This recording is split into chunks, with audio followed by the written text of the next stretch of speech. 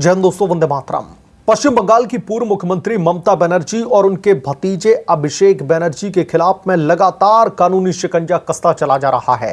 अब कोर्ट की तरफ से एक वारंट जारी किया गया है गिरफ्तारी का, जिसकी वजह से अब पश्चिम बंगाल का जो सियासी पारा है वो चढ़ता चला जा रहा है। और ये गिरफ्तारी का वारंट बहुत जरूरी था, क्योंकि कानून को अपने जूते की नोक पर रखने वाले ये नेता अपने आप को तानाशाह समझने लगे थे। लग रहा था कि कानून तो इनकी जेब में पड़ा हुआ है। कोर्ट की तरफ से जैसे ही गिरफ्तारी का वारंट जारी होता है, पश्चिम बंगाल की राजनीति में सुगबुगाहट तेज हो जाती है और पुलिस का सर्च ऑपरेशन भी तेज हो जाता है।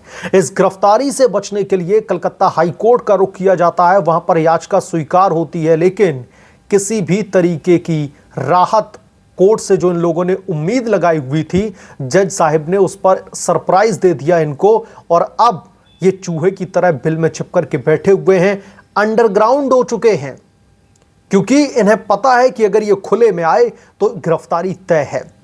किसकी गिरफ्तारी तय है, क्या मामला है ये, क्यों कोर्ट ने गिरफ्तारी का वारंट जारी कर दिया, सब कुछ डिटेल में इस रिपोर्ट में हम समझने वाले हैं। आप लोगों से गुजारिश है कि प्लीज चैनल को सब्सक्राइब कर लें, और अगर आप लोगों को ये रिपोर्ट पसंद आए तो प्लीज वीडियो को लाइक जरूर करें। अभिषेक बनर्जी के पीए सुमित रॉय को लेकर के लगातार पश्चिम बंगाल में राजनीतिक उठापटक जारी है। अभी पिछली ही रिपोर्ट में मैंने आपको बताया था कि कैसे वहां की पुलिस ने सेंट्रल फोर्सेस के साथ में ममता के प्रिय भतीजे अभिषेक बनर्जी के कालीघाट स्थित आवास पर जाकर के रेड मारी थी। लंबे समय तक ये छापेमारी चलती है और ये छापेमारी मारी गई थी।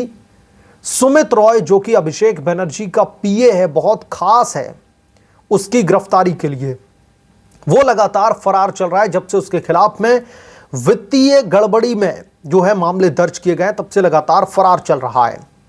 अभिषेक बनर्जी के घर पर छापेमारी के बाद में उसे पुलिस चारों तरफ ढूंढती रही, लेकिन वो पुलिस के हत्थे नहीं चढ़ा। इसके बाद में पुलिस सीधे कोर्ट का रुख करती है और कहती है कि ये एक तरीके से एब्सकॉन्ड हो चुका है। लगातार इसको ढूंढने के बावजूद भी, पुलिस के समन देने के बावजूद भी ये पुलिस के साथ में सहयोग नहीं कर रहा। पुलिस को इसकी गिरफ्तारी हर हालत में चाहिए। उसके बाद में कोर्ट की तरफ से एक बड़ा आदेश आता है, और यह आदेश होता है अभिषेक बनर्जी के पीए सुमित रॉय की गिरफ्तारी की जाए। गिरफ्तारी का वारंट इशू कर दिया जाता है। अब दोस्तों, जैसे ही गिरफ्तारी का वारंट इशू होता है, पश्चिम बंगाल में खास तौर पर ममता और अभिषेक बनर्जी के खेमे में भयंकर खलबली मच जाती है, क्योंकि उनके पीए को दबोचने के लिए पुलिस ने जो कोर्ट का रुख किया, और कोर्ट की तरफ से जब यह वारंट जारी किया गया तो अभिषेक बनर्जी और ममता दीदी भी थर-थर कांपने लगे, क्योंकि इसके खिलाफ में जो मामला दर्ज है उसमें आंच अभिषेक बनर्जी के ऊपर भी आ सकती है। इसी वजह से अभिषेक बनर्जी भी थर-थर कांप रहे हैं। अब जैसे ही पीए के खिलाफ में एक अदालत की तरफ से जारी होता है गिरफ्तारी का वारंट, अब चूंकि राजनीतिक जो आका हैं, जो हुक्मरान हैं, उसका संरक्षण प्राप्त है इस पीए को। और ऐसा मैं इसलिए बोल रहा हूं क्योंकि इसकी जो आखिरी लोकेशन जो ट्रेस की गई थी वो अभिषेक बनर्जी के कालीघाट स्थित आवास पर की गई थी। और इस पीए को दबोचने के लिए जब वहां पर पीए सुमित रॉय को गिरफ्तार करने के लिए जब पुलिस पहुंचती है सेंट्रल फोर्सेस के साथ में, तो वहां से उसको गायब कर दिया जाता है। क्यों गायब किया जाता है, जरा इस थ्योरी को भी समझ लीजिए। जिस वित्तीय मामले के तहत दोस्तों इसके खिलाफ में मामला दर्ज किया गया है, बहुत उम्मीद है कि इसकी आंच अभिषेक बनर्जी पर भी आ सकती है। इसलिए इसको लगातार गिरफ्तारी से संरक्षण दिलवाया जा रहा है।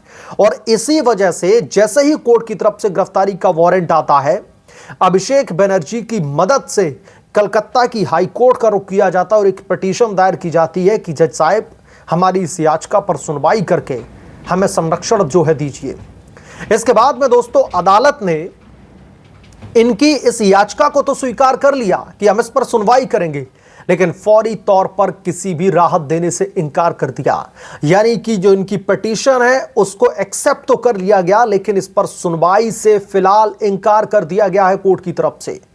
और जब सुनवाई से इनकार होता है तो इसका मतलब साफ है कि जो गिरफ्तारी का वारंट जारी किया गया है वो गिरफ्तारी का वारंट अभी भी वैलिड है।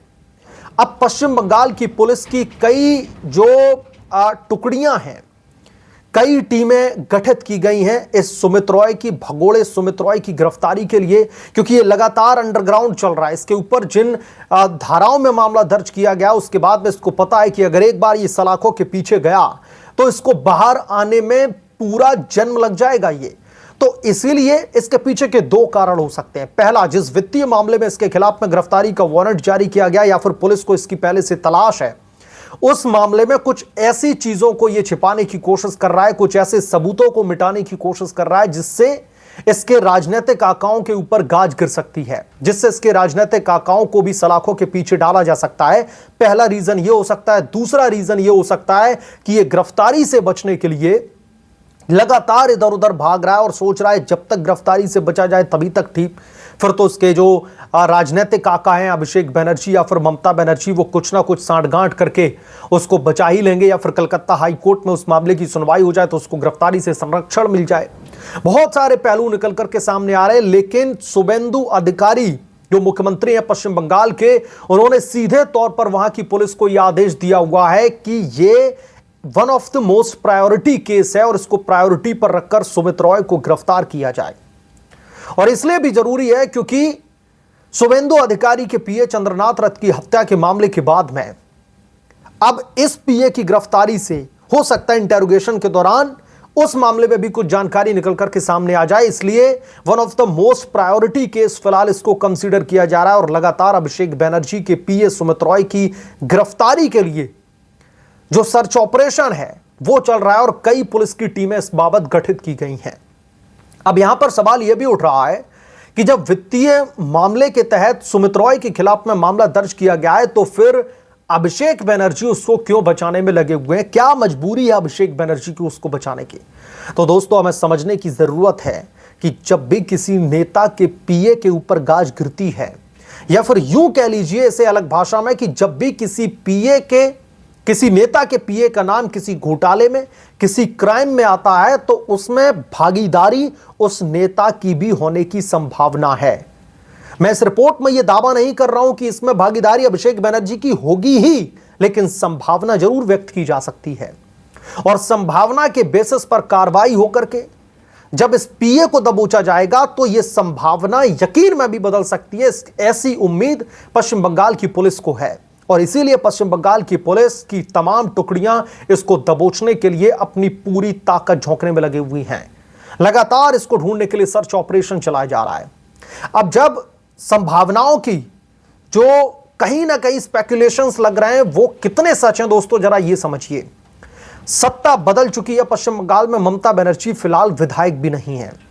अभिषेक बनर्जी के घर कालीघाट स्थित पर इसकी आखिरी लोकेशन ट्रेस होती है। जैसे इसका मोबाइल फोन खुलता है, यकीनन तौर पर अपनी जो है कुछ कानूनी एक तरीके से बचाव के लिए इसका इस्तेमाल किया जा रहा होगा, तो वहां पर जैसे ही इसका मोबाइल ऑन होता है पुलिस को पता चलता है कि ये तो अभिषेक बनर्जी के आवास पर छिपा हुआ है और वहां पर अचानक से पुलिस पहुंच जाती है और पूरे बंदोबस्त के साथ गई थी।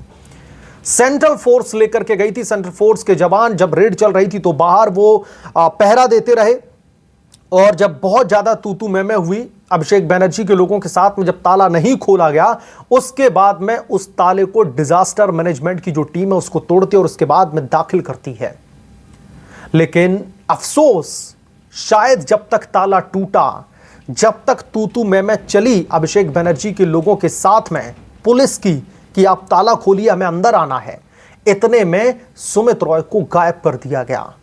और जब सुमित रॉय को गायब कर दिया गया तो पुलिस वही हताशा भरे कदम लेकर के वापस लौटी थी और उसके बाद में कोर्ट से कहा कि आप हमें इसकी गिरफ्तारी का वारंट कोर्ट से जारी करिए, क्योंकि ये तो लगातार छिपता छिपाता घूम रहा है। उसके बाद में कोर्ट ने गिरफ्तारी का वारंट जारी किया। मसलन अब इस मामले में गिरफ्तारी का वारंट जारी होते ही आप लोग समझिए कि टीएमसी के उच्च नेतृत्व में कितनी खलबली मची हुई है, क्योंकि कोलकाता हाई कोर्ट का रुख किया जाता है और कोलकाता हाई कोर्ट से यह रिक्वेस्ट की जाती है कि उसकी गिरफ्तारी पर रोक लगाई जाए, लेकिन कोलकाता हाई कोर्ट ने भी 440 वोल्ट का झटका दे दिया। बहरहाल इस मामले पर आपकी क्या राय है, आप क्या सोचते हैं? जो भी आपकी राय हमें कमेंट करके जरूर बताएं। जल्द मिलूंगा किस दूसरे बड़े अपडेट के साथ में, तब तक के लिए धन्यवाद। अगर आप लोग चैनल पर नए हैं तो प्लीज चैनल को सब्सक्राइब करें, साइड बने बेल आइकन को जरूर प्रेस करें ताकि जब भी मैं कोई बड़ी खबर लेकर के आऊं तो इसकी जानकारी सबसे पहले आपको मिले।